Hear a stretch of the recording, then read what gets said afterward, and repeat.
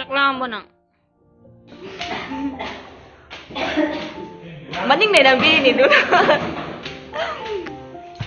Hello Chino Mayam, very good morning to all and welcome back to my another vlog. Ado mayam ngasi se ai hawgatlaga mayam da tumagot pagi view anjang halebako. Ado mayam jeng mayam indam da jaw pagi ko lechin mayam sina kai to ba phangdre ba pura mam khare ado khoi se rang khandai se kana to bine ba ji phaulo ko matam na ko pula phi paisen ngani na rang se khandari ne bako. Ado loya mayam si lai se jeng mayam phajadra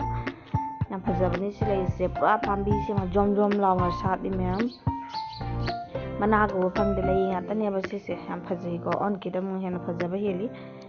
ado lai se jam no su no we ba ko da lai kat paraga di phajaba adi pak na no na lai ba ko ado ina phajamani hina mayam do ulakpani si lai se yang phajai mayam da smai type ki da su katang no thang na ba ma ju su lai ado mayam sina ko ge aloe vera ni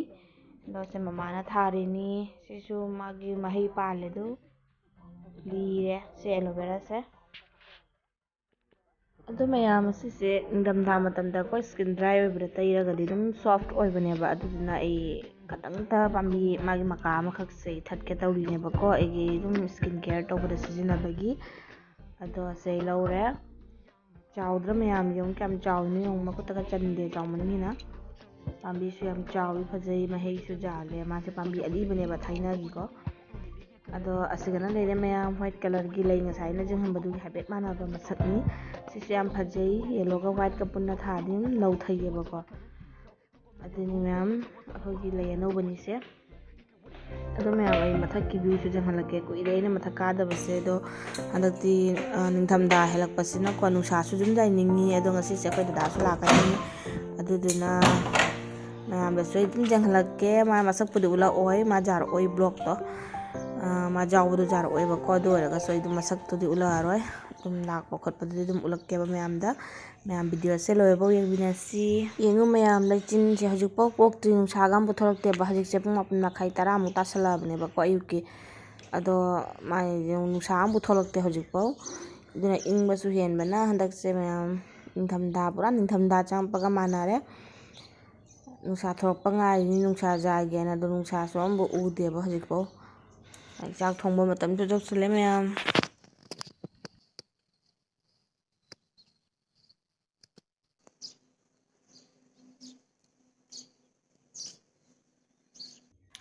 hajikti mayam nungsa su thokle ro ai chak thong na ai nungsa su jai ri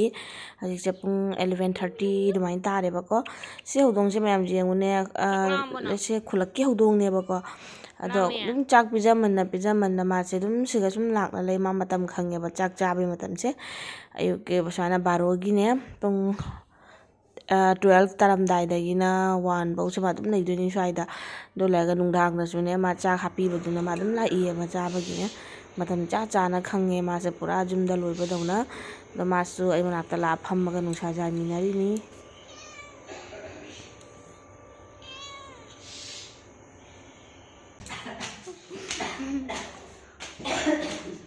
maning nei nambiri du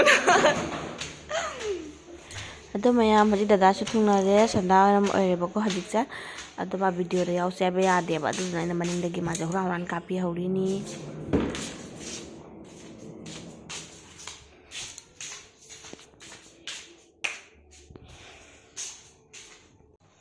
asiga leire mayam dada na porok pani mai thamam pham dagi se akrut ka apple ga ne ba ko ado mayam hangdok mina ga jeng mina si jeng mayam akrut se yam hawi ai dum pa me ba badam mai ba ja che ko ado apple se dum hawrami mayam hajik indam da changa mina apple se jam hawre ba ko haidi cha ba da mahi ta ba ga do adu do oye ba ko adu la ga akrut se su mayam cha ba se akrut se cha ba da yam phai aduna mon tappe asisu mon aina chen ba ngatani chocolate su ai chaninge na ado asisin su me mana pori ngakane ba ko se shampoo ka se aina chen fi ne ba poro waina ado se body massage thau ni si se asisu hakjang dum tai mama ai gi ni si di ai nate no detol ka su aina dum chele ai gi mathau tarakani dai si si nei na ko daily use ta duduna ani khak aina chen ni dai si singa ko gi thermo water bottle do adu du su chele ꯅꯤꯡꯊꯝꯊꯥꯅꯤꯅ ꯑꯗꯨꯝ ꯏꯁꯤꯡꯁꯦ ꯑꯁꯥꯕ ꯃꯊꯧ ꯇꯥꯏ bar bar ꯁꯥꯍꯟꯕꯗꯣ ꯋꯥꯏꯅ ꯑꯗꯨꯗꯨꯅ ꯑꯁꯤꯒꯅ ꯂꯩꯔꯦ ꯃꯌꯥꯝ ꯑꯈ꯭ꯔꯨꯠꯇꯣ ꯑꯗꯣ ꯃꯥꯅ ꯄꯨꯔꯛꯄ ꯑꯈ꯭ꯔꯨꯠꯁꯦ ꯌꯥꯝ ꯐꯩ ꯆꯥꯎꯁꯨ ꯌꯥꯝ ꯆꯥꯎꯋꯦꯕꯀꯣ ꯍꯥꯏꯗꯤ ꯃꯅꯨꯡꯗꯁꯨꯅꯦ ꯂꯣꯏꯅꯃꯛ ꯉꯧꯁꯣꯛ ꯉꯧꯁꯣꯛ ꯉꯧꯕꯅ ꯕꯗꯥꯝꯁꯤꯡꯗꯣ ꯌꯥꯝ ꯐꯖꯩꯌꯦꯕꯅꯦ ꯑꯗꯨꯗꯣ ꯁꯤꯒꯁꯨ ꯄꯥꯔꯁꯦꯜ ꯑꯃ ꯂꯩꯗꯅ ꯊꯥꯔꯛꯈꯤꯕꯅꯤ ꯁꯤꯁꯨ ꯑꯗꯣ ꯈꯔ ꯂꯦꯠ ꯑꯣꯏꯅ ꯊꯨꯡꯉꯔꯦ ꯃꯌꯥꯝ ꯌꯦꯡꯃꯤꯟꯅꯁꯤ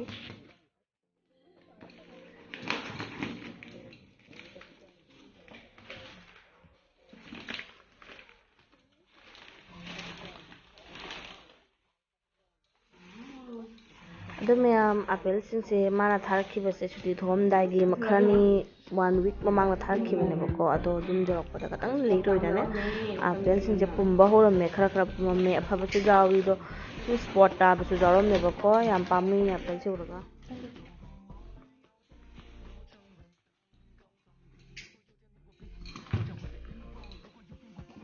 ꯑꯗꯣ ꯃꯌꯥꯝ ꯑꯩ ꯍꯧꯖꯤꯛ ꯑꯃꯃꯝꯇ ꯂꯣꯏꯅ ꯄꯨꯊꯣꯔꯛꯀꯦꯕꯀꯣ ꯌꯦꯡꯃꯤꯟꯅꯁꯤ ꯁꯦ ꯑꯄꯨꯝꯕ ꯈꯥꯏꯕꯣꯛ ꯑꯃ ꯌꯥꯎꯔꯝꯗꯣꯏꯅꯦꯕꯀꯣ ꯈꯔ ꯑꯃ ꯐꯔꯝꯃꯤ ꯈꯔ ꯑꯃ ꯐꯠꯂꯝꯗꯦ ꯑꯗꯣ ꯂꯣꯏꯅꯃꯛ ꯂꯧꯊꯣꯛꯑꯒ ꯑꯩ ꯍꯧꯖꯤꯛ ꯆꯦꯛ ꯇꯧꯔꯅꯤ ꯃꯌꯥꯝ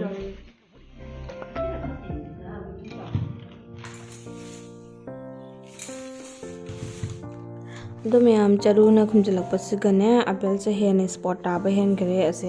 ꯆꯔꯨ ꯍꯥꯞꯄꯝꯗꯁꯨ ꯐꯕ ꯑꯗꯣ ꯃꯣꯏꯗꯤ ꯀꯣꯞꯇꯅꯕ ꯍꯥꯏꯅ ꯆꯔꯨ ꯍꯥꯞꯄꯛꯄꯁꯤꯒ ꯍꯦꯟꯅ ꯁꯣꯛꯆꯟꯕ ꯍꯦꯟꯈꯔꯦ 1 ꯋꯤꯛꯃꯨꯛ ꯆꯔꯨꯅ ꯑꯣꯝꯁꯤꯜꯂꯒ ꯂꯥꯛꯄꯅꯤꯅꯀꯣ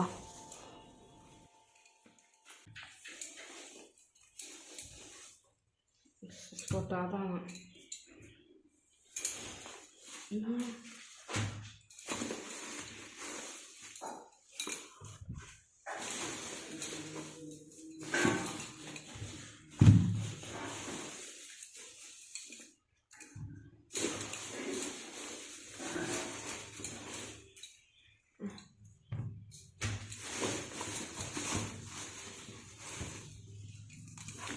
ꯆꯔꯨ ꯍꯥꯞꯄꯛꯄꯁꯨ ꯐꯕ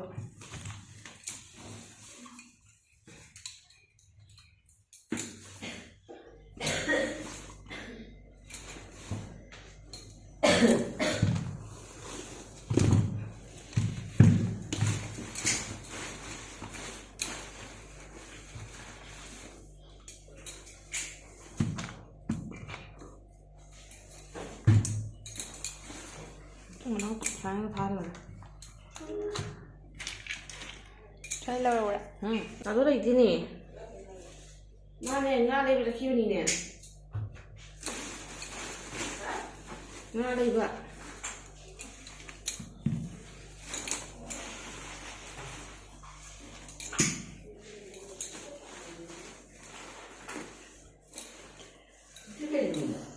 ꯊꯣꯛꯑꯕ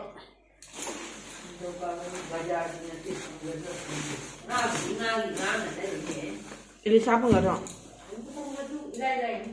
집이 칼로 건져보세요. 이거는 그냥 나오는데.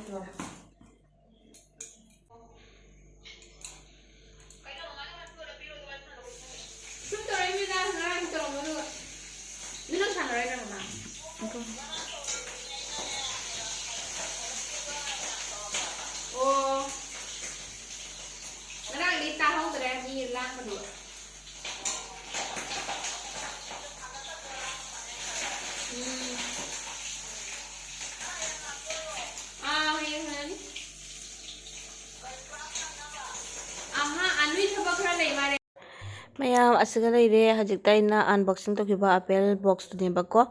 ꯑꯗꯨꯗꯣ ꯑꯁꯤꯁꯦ ꯑꯩꯅ ꯑꯐꯕꯒ ꯐꯠꯇꯕꯒꯁꯦ ꯈꯟꯗꯣꯛꯑꯦꯕꯀꯣ ꯍꯥꯏꯗꯤ ꯑꯐꯕꯅ ꯁꯣꯟꯗ ꯑꯃ ꯊꯝꯃꯦ ꯁꯣꯟꯒꯤꯁꯤꯅ ꯈꯔ ꯈꯥꯝꯃꯝꯕꯁꯤꯡꯗꯨꯅꯤ ꯑꯄꯨꯝꯕꯁꯨ ꯈꯥꯏꯕꯣꯛ ꯑꯃꯅꯦꯕ ꯃꯌꯥꯝ ꯑꯗꯣ ꯑꯄꯨꯝꯕꯁꯤꯡꯗꯨ ꯂꯣꯏꯅ ꯍꯨꯟꯖꯦꯛꯈ꯭ꯔꯦ ꯑꯗꯣ ꯁꯤꯅ ꯑꯗꯨꯝ ꯈꯇꯪ ꯁ꯭ꯄꯣꯠ ꯇꯥꯕ ꯃꯆꯦꯠ ꯃꯆꯦꯠꯗꯨꯅꯦꯕ